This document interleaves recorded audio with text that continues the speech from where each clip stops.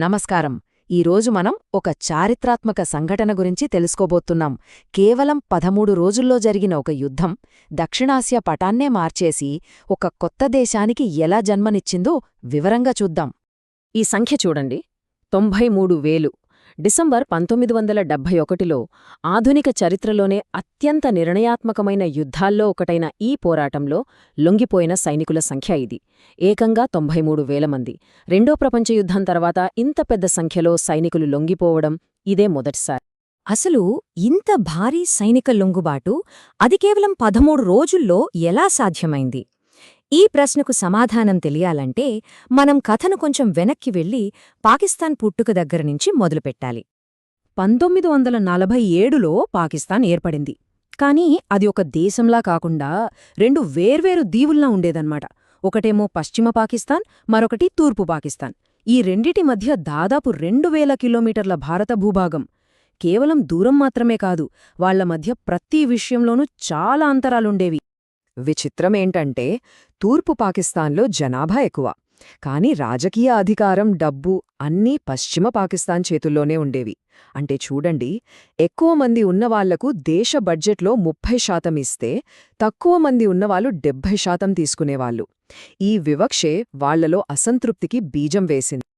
ఈ విభజనకు నిప్పు రాజేసింది మాత్రం భాష. పశ్చిమ పాకిస్తాన్ వాళ్లు తూర్పు పాకిస్తాన్లోని బెంగాలీ మాట్లాడే మెజారిటీ ప్రజల మీద ఉర్దూని రుద్దాలని చూశారు. తమ భాషని, తమ సంస్కృతిని అవమానించినట్టుగా వాళ్లు భావించారు. అక్కడే అసలు కథ మొదలైంది. ఇలా దశాబ్దాలుగా వాళ్లలో రగులుతున్న అసంతృప్తి ఒకే ఒక్క ఎన్నికతో అగ్నిపర్వతంలా బద్దలైపోయింది. ఎన్నికలు జరిగాయి, ప్రజాతీర్పు వచ్చింది. తూర్పు పాకిస్తాన్కి చెందిన అవామీ లీగ్ పార్టీ గెలిచింది. కాని గెలిచిన వాళ్లకి అధికారం ఇవ్వడానికి పశ్చిమ పాకిస్తాన్ నాయకత్వం ఒప్పుకోలేదు. దీంతో తూర్పు పాకిస్తాన్ మొత్తం నిరసనలతో అట్టుడికిపోయింది. దీన్ని అణిచివేయడానికి సైన్యం రంగంలోకి దిగింది, అత్యంత క్రూరంగా. దానికి వాళ్లు పెట్టిన పేరే ఆపరేషన్ సెర్చ్లైట్. కానీ ఇది సెర్చ్లైట్ కాదు, అదొక్క నరమేధం. బెంగాళీ ప్రజల్ని, మేధావుల్ని, వాళ్ల ఉద్యమ నాయకుల్ని టార్గెట్ చేసి లక్షల మందిని ఊచకోత కోశారు. అయితే తనను అరెస్టు చేయడానికి కొన్ని క్షణాల ముందు షేక్ ముజిబుర్ రెహమాన్ రేడియో ద్వారా ఒక చారిత్రాత్మక పిలుపునిచ్చారు. బంగ్లాదేశ్ స్వాతంత్ర్యం ప్రకటించి చివరి సైనికుణ్ణి తరిమికొట్టే వరకు పోరాడాలని పిలుపునిచ్చారు. ఇది విముక్తి పోరాటానికి ఊపిరిపోసింది. ఈ దారుణాల నుంచి ప్రాణాలు కాపాడుకోవడానికి ఎంతమంది అనుకుంటున్నారు? ఏకంగా 1,000,000 మంది, 10 మిలియన్ల మంది శరణార్థులుగా మన దేశంలోకి, భారతదేశంలోకి వచ్చారు.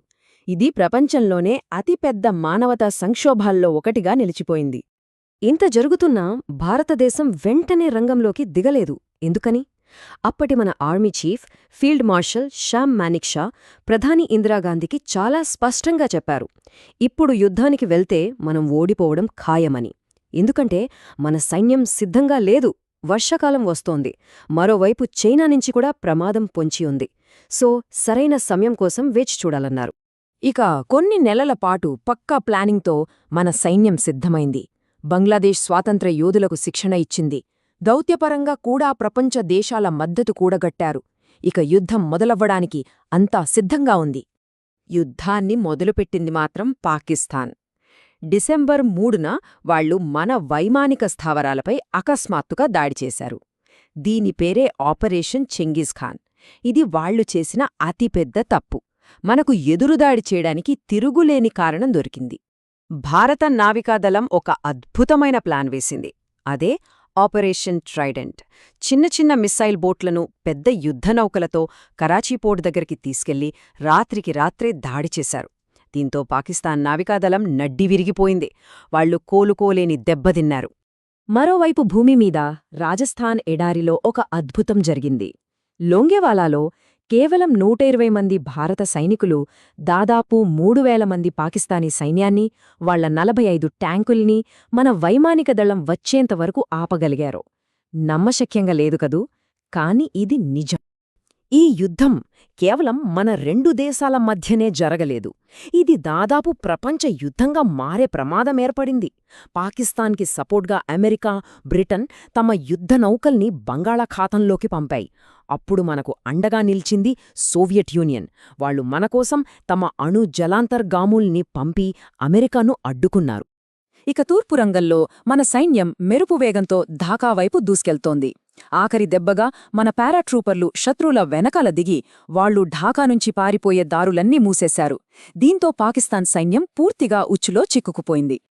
ఇక పాకిస్తాన్ నాయకత్వానికి ఏం చేయాలో పాలుపోలేదు. ఢాకాలోని గవర్నమెంట్ హౌస్లో వాళ్లు మీటింగ్ పెట్టుకుంటే మన వైమానిక దళం కరెక్ట్గా ఆ బిల్డింగ్ మీదే బాంబులు వేసింది. ఆ భయానికి తూర్పు పాకిస్తాన్ గవర్నర్ వణుకుతున్న చేతులతో తన రాజీనామా లేఖ రాశారంటే వాళ్ల పరిస్థితి అర్థం చేసుకోవచ్చు. డిసెంబర్ 16, 1971 ఆ రోజు రానే వచ్చింది.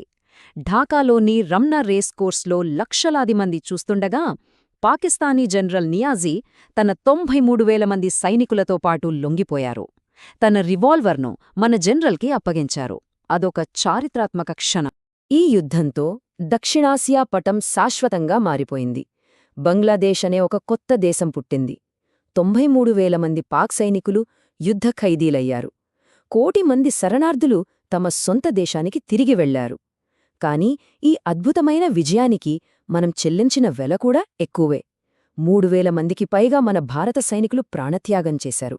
50 ఏళ్ల క్రితం భాష, సంస్కృతి, ఆత్మగౌరవం కోసం జరిగిన ఈ పోరాటం ఈ రోజుకి ఈ ప్రాంత రాజకీయాలను ఎలా శాసిస్తోందో ఆలోచిస్తే ఆశ్చర్యంగా ఉంటుంది. ఇది కేవలం ఒక యుద్ధ కథ కాదు, తమ అస్తిత్వం కోసం ఒక